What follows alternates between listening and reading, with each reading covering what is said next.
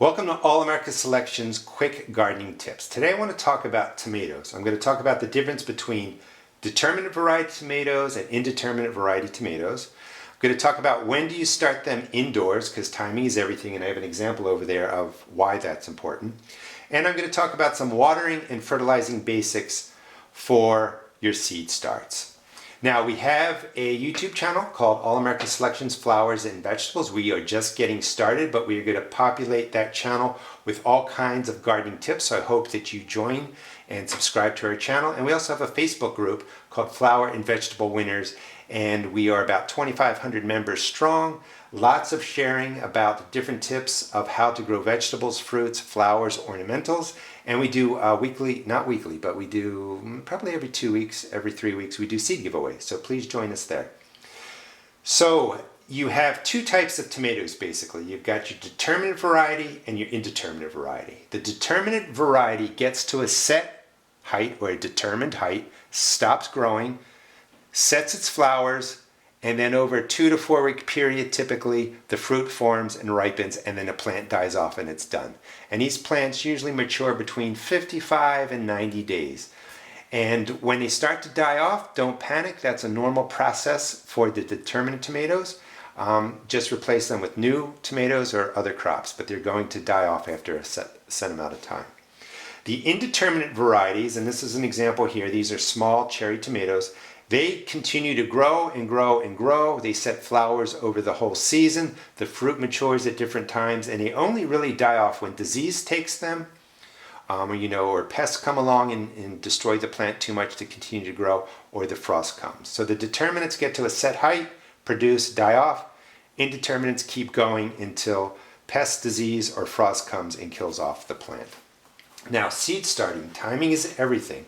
These are all being started indoors under grow lights, and you want to figure out when your last frost date is in your area. Today is March 23rd. My last frost date is about May 1st. Now, that's when the frost really isn't going to come, but you're also trying to figure out when your nights are going to stay close to the upper 40s, 50 degrees, and your days are in the 70s and 80s. These are warm weather vegetables. They like to be in 50 degree soil temperature, 50 degree nights, 70, 80 degree days. If not, they're going to kind of sit there and shiver, turn purple, and not really grow. So there's no point in rushing them out unless you do a couple of tricks. And I'll talk about the tricks when I get to these plants, because these have been started before all of these, because I'm going to protect these in a specific way.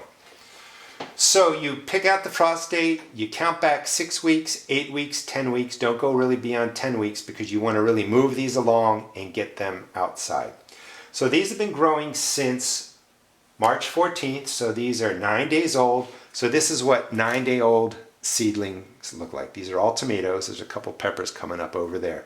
They mature anywhere between they germinate anywhere between 5 and 10 days, like the Big Beef Hybrid. These are also All America Selection winners from 1994 all the way through 2018.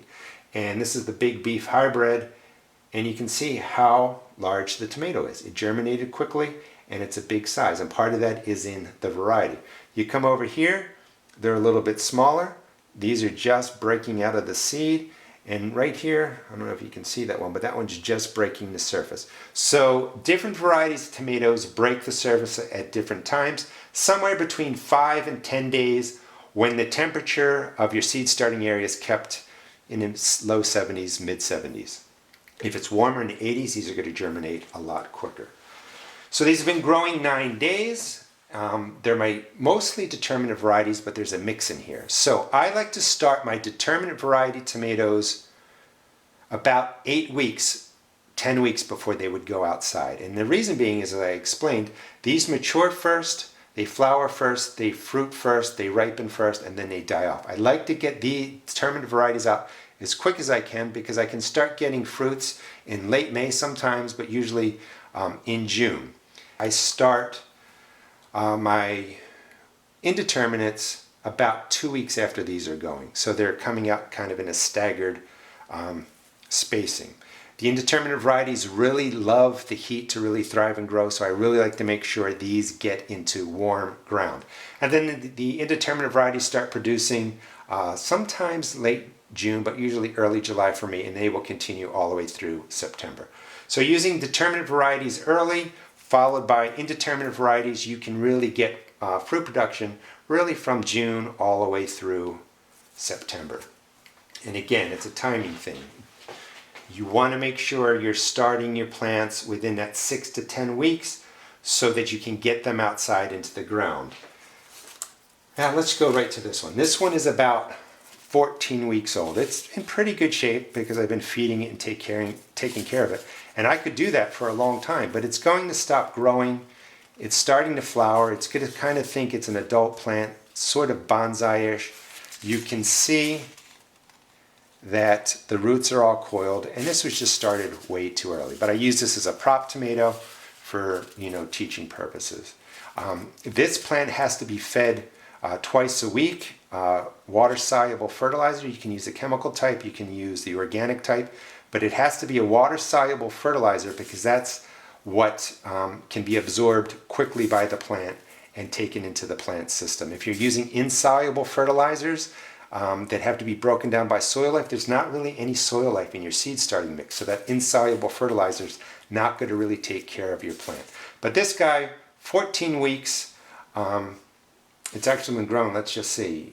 It's actually been growing 14 weeks. I think I started this in January, so we had January, February, and a couple weeks into March. Don't let your tomatoes get like this.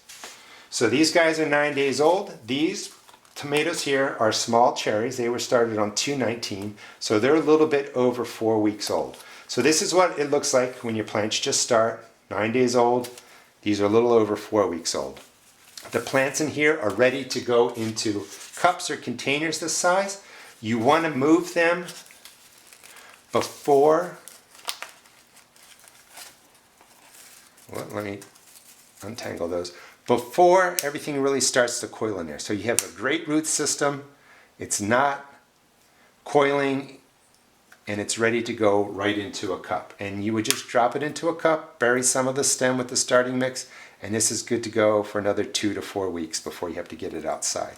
So this is going into its 5th week, and you can see that the cell size here is a little bit bigger. It's a 4-pack instead of a 6-pack. So somewhere at 4 to 5 weeks, something like this has to get into a larger container.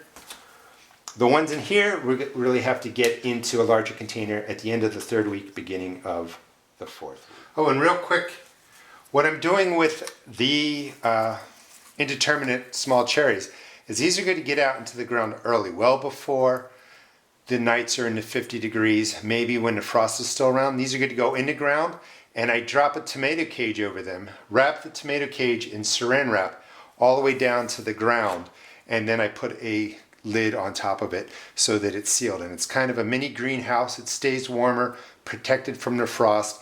And my goal is to really get this indeterminate variety established and growing well while it's still cooler out there, and then I will get cherry tomatoes more quickly to the table. But that's a method you can use to kind of force getting your tomato plants out earlier into the ground. I don't recommend doing a lot of them because it's a bit of a work, but 2 or 3 plants out there is something you can certainly manage. Now for feeding and watering, you want to always feed and water from the bottom. If you're pouring water on top and you have a fungus or a disease, you're going to be splashing that fungus and disease everywhere. So don't do that. And it's a lot harder to water on top. It's messier, water spills everywhere, dirt splashes everywhere. Simply look for, these have all been watered, so everything is nice and dark.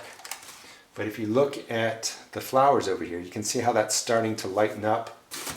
When the top of your seed starting mix gets to a light color, you can see how that's dark, that's the sign within a day or two you're going to have to water your seedlings. And you can also tell when they're fully saturated, this is really heavy, this is a little bit lighter, but as this dries out more, it's going to be extremely light. And don't worry, your seed starts dry from the top down, so even though it's dry here, there's moisture still down here, you're not going to harm your plant. But that's the signal to water. When you water, fill the tray to about here, let them sit in there for 20 minutes. Whatever water it doesn't absorb in 20 minutes, go ahead and pour out.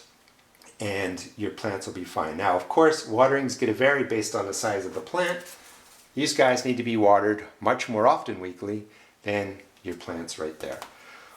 Same thing with feeding. These guys are small. Do not overlove your plants with fertilizer. They don't need magnesium sulfate or Epsom salts or all kinds of crazy stuff. They just need nitrogen, phosphorus, and potassium in a water-soluble form to do well until you get them outside. And once you get them outside, feed them and do whatever you wish, whatever works best for you, whatever you like doing. So the plants that came up here don't have any true leaves. They don't have your standard tomato leaf, okay? This leaf right here is what you see there. These are not true leaves. They break the surface first, they collect sun, and then these leaves start popping up. So you don't need to feed these right now. They're living off the seed itself. When the true leaves pop out from between here, they get to about this size, give them a drink of really low NP and K, something under the numbers of 5, 5, 5. Fish emulsion is a 3-1-1. That's perfectly fine. I find the organic water-soluble fertilizers kind of smell. If you don't want to use them, go ahead and use a chemical fertilizer. But the chemical fertilizers are really jacked up to like a 24, 12, 18 NP and K. Cut it down by quarter strength. They don't need all that. And just give them a watering. So you might have to water these, fertilize them. You may have to fertilize these, once every 7 to 14 days when they're small like that. As they get bigger, maybe once every, 5 to 10 days. It just depends on the fertilizer you're using, but don't overfeed them. Overfeeding causes more damage than underfeeding. If you underfeed them and they turn a little bit yellow, you can give them a little bit more. But if you overfeed them, you really damage the plants. So those are the quick tips for growing tomatoes indoors. And as I said, we are just getting this channel started. We're going to have many quick All-America Selection quick gardening tips. We're going to do a lot of videos out in the gardens of different varieties of tomatoes, of peppers, of different vegetables, and really hope that this channel teaches you how to have a better garden. So please subscribe. And again, don't forget to check out our Facebook group, Flower and Vegetable Winners. We will be doing a seed giveaway over the next 2 weeks. Thanks for watching.